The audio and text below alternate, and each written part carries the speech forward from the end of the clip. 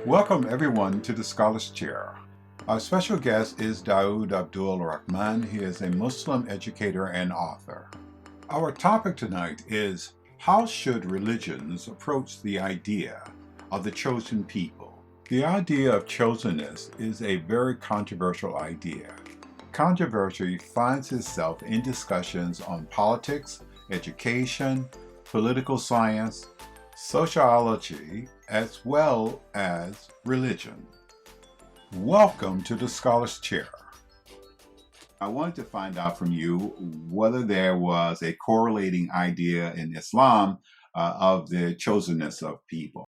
Well, thank you, Khalil. Thank you for having me on the program again. I'd like to start the program by saying Bismillah Rahman Rahim with the name of Allah, the most gracious, most merciful, who's the Lord of all the systems of knowledge. I invoke that attribute of Allah because this is a very intricate and sensitive topic, the chosen people, and it really brings in a lot of history, sociology, psychology, anthropology, economics, and then the context, as you know, that motivated me to give a talk in a masjid on this topic was just some of the conversations that some of the influencers like Kyrie Irving, Dave Chappelle, Ye, um, and others, Nick Cannon and others, Whoopi Goldberg, were having around this issue, and then the sort of the controversy that swirled around it, and that controversy was happening in my circle, in my with my friends, family, various places I was going to. We were all having a conversation, and various people were asking me the same question: what is the Quran? What is the life of the Prophet Muhammad tell us about this concept? So the short answer is that this idea of a specific chosenness for particular people by birth forever does not is not an idea that's in the Quran or the Sunnah of the Prophet Muhammad. It is not part of the theology of the faith al Islam. The formula for salvation in al Islam is belief and righteous action. The Quran anticipates, actually, to reinforce the point. The Quran actually says specifically that Allah anticipates that there will be other groups of people who accept Islam and then pick up the banner of monotheistic leadership. Having said that, I have acknowledged, and I do want to acknowledge that the Quran does mention the Bani Israel, the children of Israel, being having a preferred status for some period of time.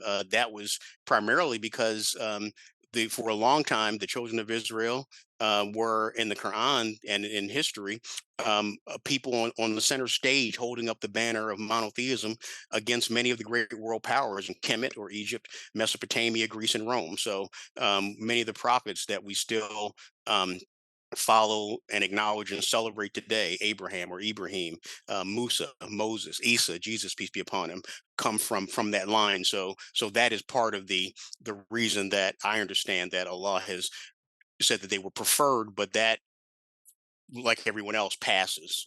It moves on to other people who pick up the banner of monotheism. I like to think of Allah as an equal opportunity creator. Allah created everyone, and everyone has the opportunity to submit to Allah and to lead by example. I think one of the reasons that the Quran doesn't include this idea of arrogance is that. I'm sorry, this idea of chosenness is that it can lead to arrogance or entitlement, and sometimes it can lead to a disregard of human rights if you think that your rights trump other people's rights. So that's the short answer on that question. And the concept in the Quran is fadallah, or the bounty or the grace of Allah is available to everyone. So as I started out by saying, I mentioned that I started out or started having this discussion because of there were a series of events that happened with in the in popular culture with Nick Cannon, with Ye, who changed his name from Kanye West to Ye, with Whoopi Goldberg, with Kyrie Irving, Dave Chappelle. A lot of it's rolling around this book called Hebrews to Negroes, which I said in my circle and in the Black American community, we tend to be a multi-faith community, even though the community is primarily Christian.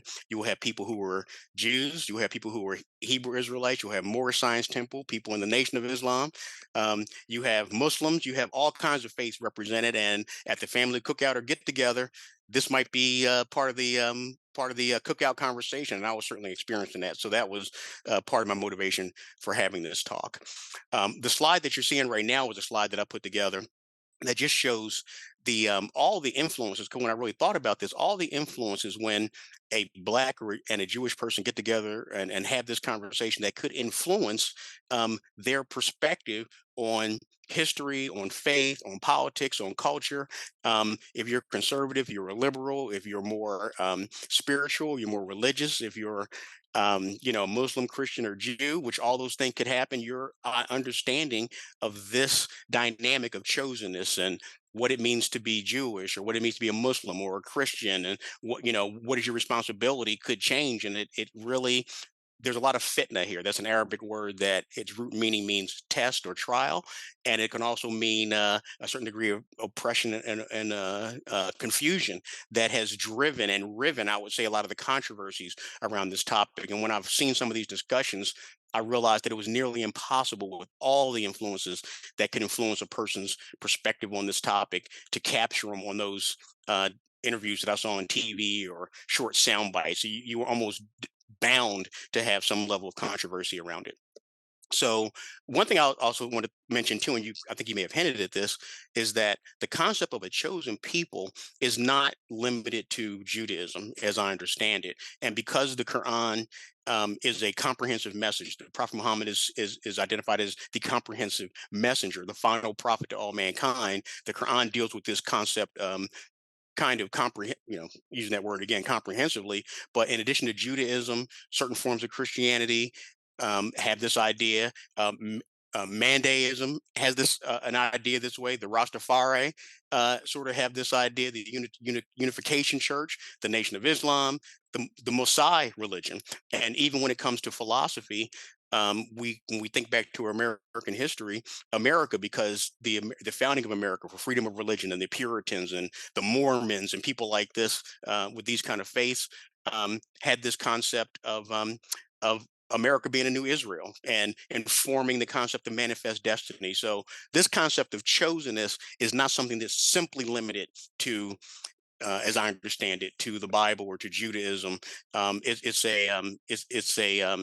a concept that appears in other faiths as well. And the answer from a Muslim perspective in the Quran is that the Quran is clear that there's no one specific chosen people. Allah created everyone. Allah created diversity as part of the measure or part of the laws of creation, and everyone has the opportunity to serve Allah to the best of their abilities. So I wanted to pivot again, just to do a quick pivot. And on your screen right now, I just wanted to acknowledge that this conversation and the context we're having is within the context of Black History Month. Just wanted to just acknowledge that Black History Month started in 1926 by Carter G. Woodson, who was the founder.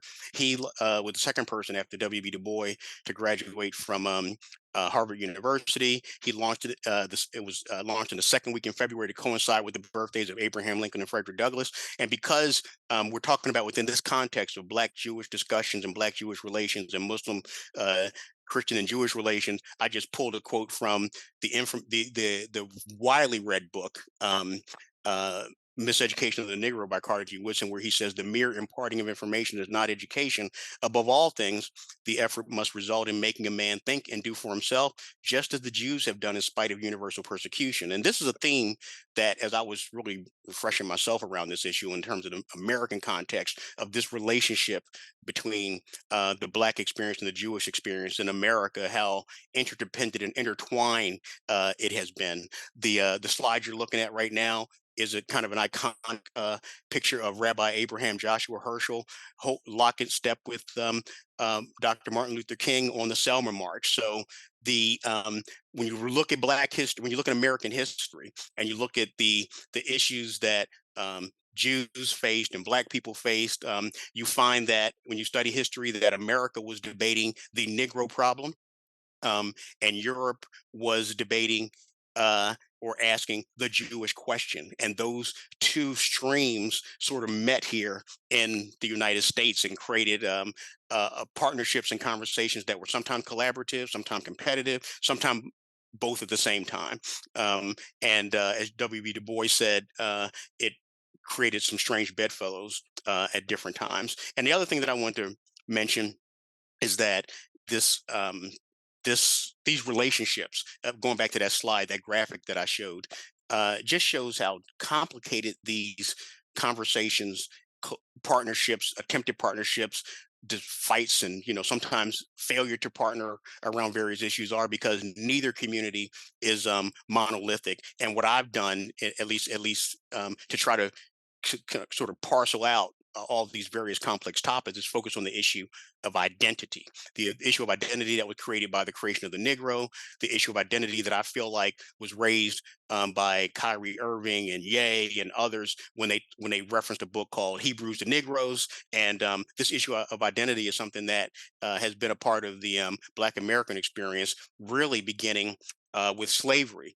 Um, the Negro personality was created, conceived of in Europe initially to create a person that could fit into an economic model or a system. The Negro in America is the product of the Atlantic slave trade, where, as we know from history, European and African partners worked together to trade human bodies for various other goods.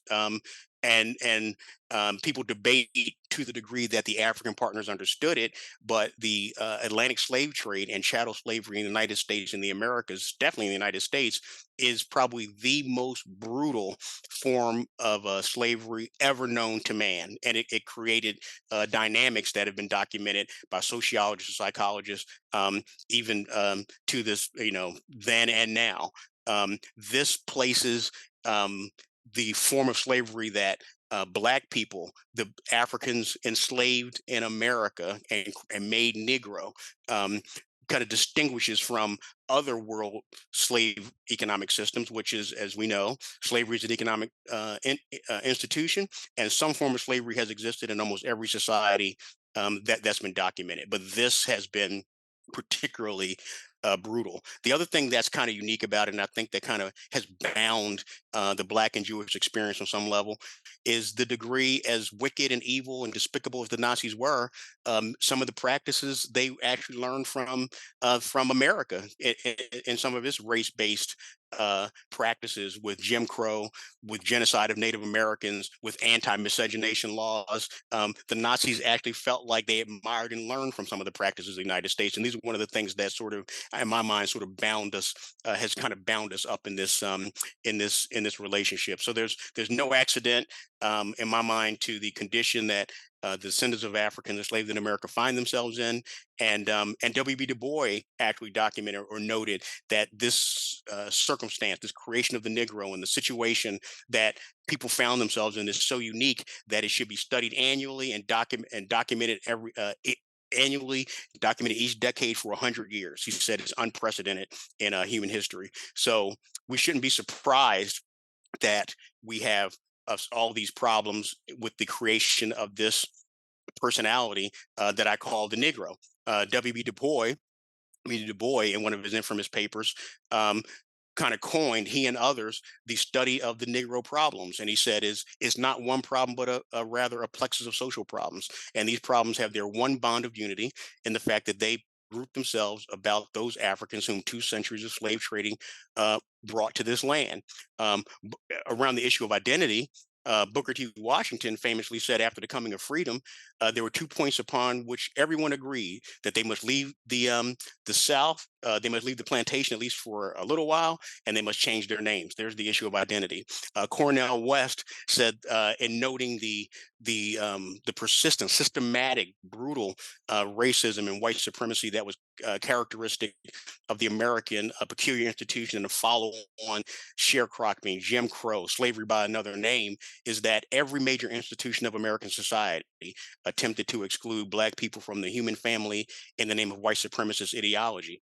This unrelenting assault on Black humanity produced the fundamental condition of Black culture, that is Black invisibility and namelessness. Once again, that's the identity issue that kind of comes up again. And then Imam Mufti Muhammad, one of the great scholars here in the United States, who led one of the most significant Muslim movements that we've seen in recent times, has said, we're a new people. We think like us, and suggested that there need to be even a different approach to understanding the Quran and the Sunnah, to be specific to the Sunnah, meaning the example of the Prophet Muhammad, to be specific to our situation. So the next slide is just a graphic, just to highlight the issue of identity and Black people had to actually assert that they were human beings. There you had groups like the Moorish Science Temple that said we're not Negroes, we're Moors. The Nation of Islam adopted the X to for the so-called Negro who didn't know who they really were anymore. James Baldwin famously said, "I am not your Negro," and I just have a picture there of a book, The Negro Problem, that's written by that has essays from Booker T. Washington, W.B. Du Bois, and others.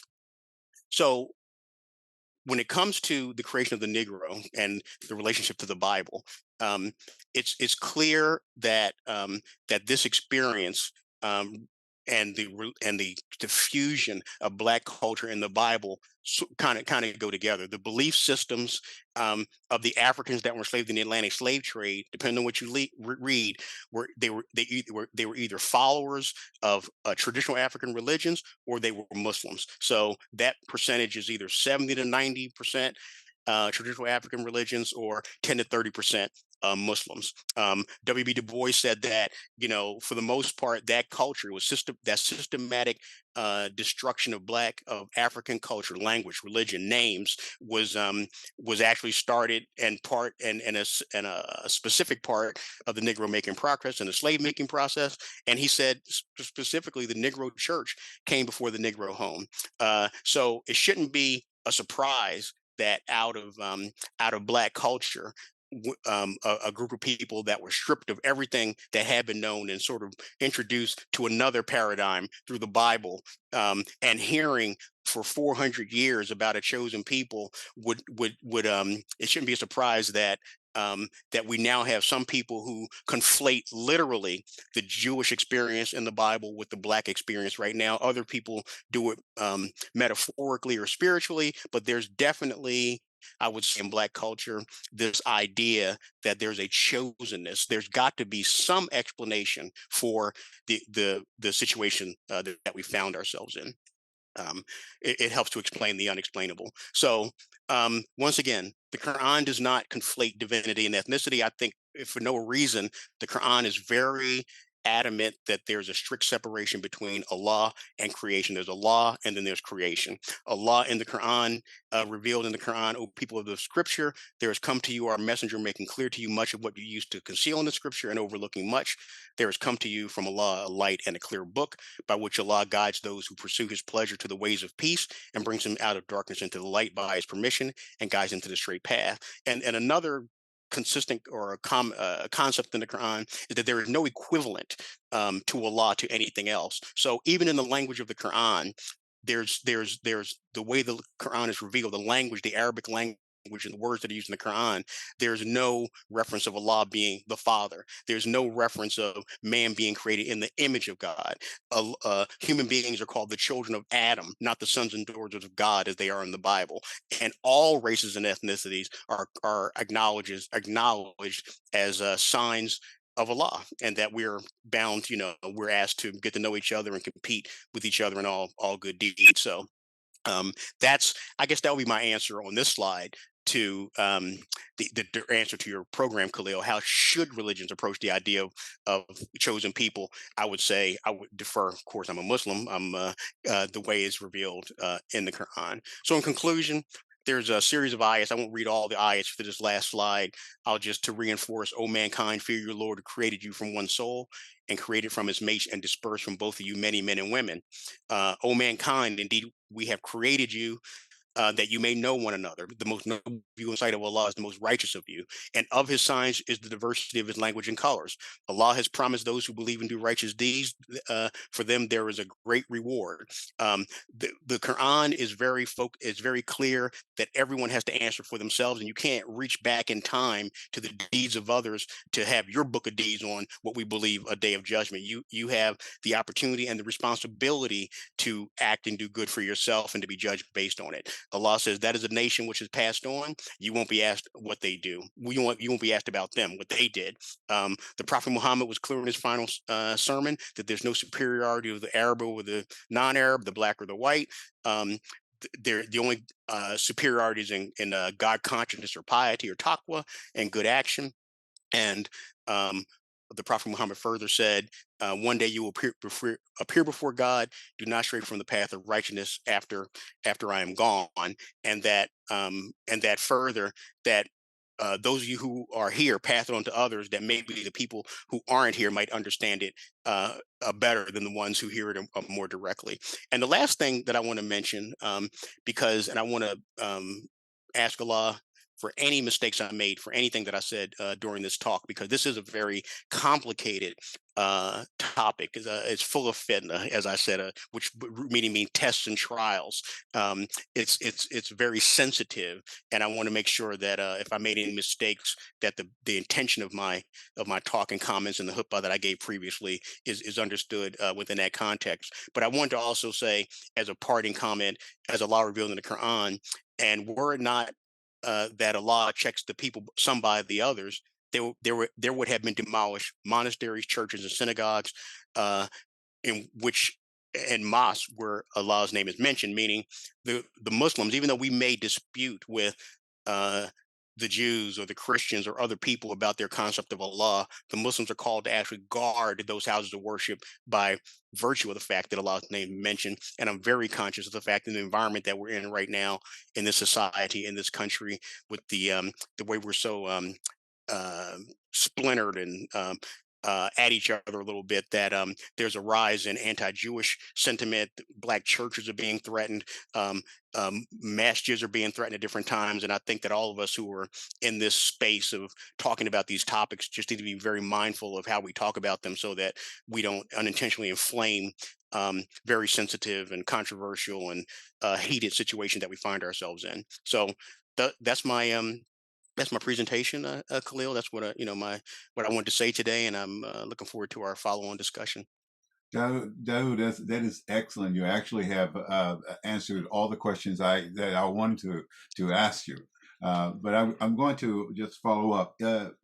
Could humanity, in your view, as a Muslim, uh, adopt the object of the Quran in terms of how it places God over all of humanity and make God the object and the reason for being and the accountability for every human being?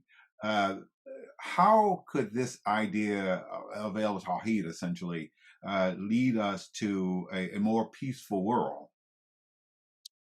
Personally, and I don't want it to be understood that just because you have the idea of Tawheed, which is the oneness of Allah, is expressed in the Quran, and you don't conflate ethnicity with divinity, that's going to make you noble, Mm, virtuous, and righteous, right? right. Like, I mean, there are Muslims and others who have the Quran and they can be just as arrogant as anybody else, right? So there's what Allah revealed and there's what people do, right? But I would say, and that's why I like that ayat that I read. I when I gave my talk at the Ali Khan Center, I didn't quite quote it. I missed one part of the quote, but the idea that there's some things in the previous revelation that are simply not in the Quran. Like, we don't have the opportunity to speculate on the race of Noah's children.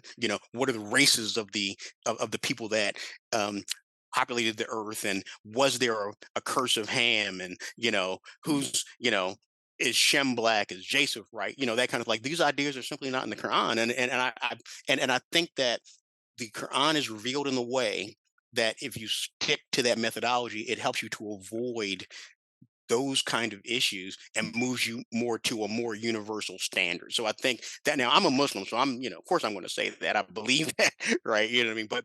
But I actually do believe that.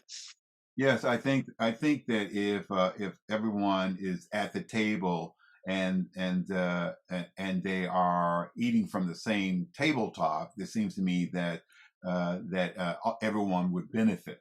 If you have people excluded, then they don't take a part in the meal, so they actually find themselves in ill health.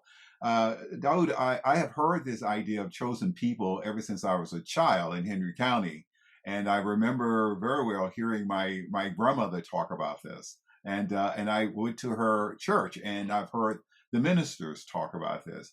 It was ingrained to us that the people of Abraham and Moses, they call them Jews, were special people and should be regarded as such because they had this unique connection with God.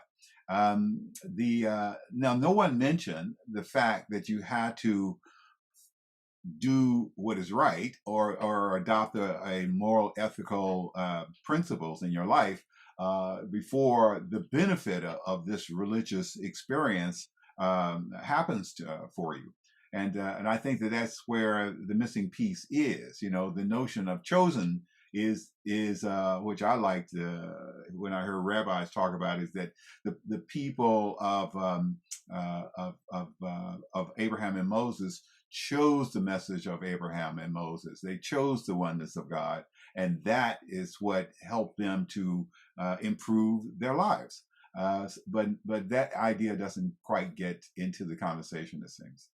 Yeah, I've heard that my entire life too. When I talk to, um, especially when you talk to Muslims from Muslim majority countries, I don't Mm, think they can appreciate, and that's why I had that slide about the relationship of the Black experience in the Bible. They can fully appreciate mm, how much of the culture the Bible is a Black culture and why it is. I mean, I'm mm, just saying it from a perspective of history and sociology, right? It just is. So that idea is there, and you have many groups. W.B. Du Bois did it, said that actually the Black people are more like Jesus, Isa alayhi salam, because we are the ones who are unfairly persecuted and um, falsely accused. So Du Bois, many people, I think, I don't want to misquote people, but there are many people, many theologians who conflated, some literally, some figuratively. This, and I know I went to Jesus, but that's your point. But that's a different kind of chosenness. When it comes to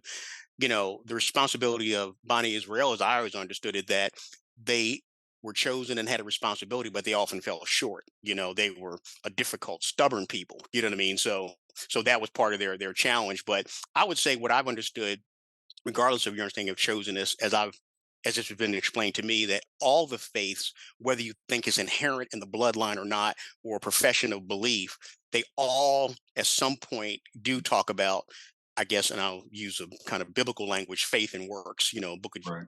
book of James, faith and work. There's some combination, there's some kind of combination there. I think that the thing that's different about the Quran is that the Quran specifically envisions that, and that's why I like to call it the banner for the leadership of monotheistic leadership, Right. goes from people to people based on your entering into the submission to the will of Islam, and then I would say leveraging your your party spirit, your ethnicity, your affiliations, feasibility for the benefit of Allah, in theory, for the good of all people. And that's why I think that ayat that I read, and I don't think a lot of people are surprised with that, it's even there. That what you mean Muslims actually would defend the church, Muslims would defend the synagogue? Yes, Mm, that's in the Quran. You know what I mean? And even when you look at the early Muslim history, Muslims and Christians shared the same facility at different times. Until uh, definitely early part of the Muslim sort of moving out of the Arabian Peninsula and into Syria, until they had a chance to build their own masjids. So yeah, that. And the last thing I'll say is that, having said that, and going to your answer, the Quran does envision pluralism. I mean, mm, as we often quote in these discussions, I hear you say it all the time. There's no compulsion in religion. mm, Um, there's so the Quran actually says, there's different orientation that you might have, so compete all together to all that's good. So the way to call people to Islam, to Islam, to submission to Allah, in my mind, is once again through faith and action, and as Allah says specifically, wisdom and beautiful preaching. You know what I mean? But not through force and coercion. And if they're not going to accept Islam, at least let's work together to make a harmonious society. That's, in my mind, that's very clear in yeah. the Quran. The Quran envisions that there will be other faith communities, and yes, that's clear in the Quran. Mhm. Yes, it also invites. them to righteousness, as you have said. The their diversity of the various religions and the various prophets is very clear in the Quran, and it is very supportive of them in terms of not being critical. There are concepts that the Quran does criticize, and one of it is what we call shirk. Trying to share the divinity of the one God.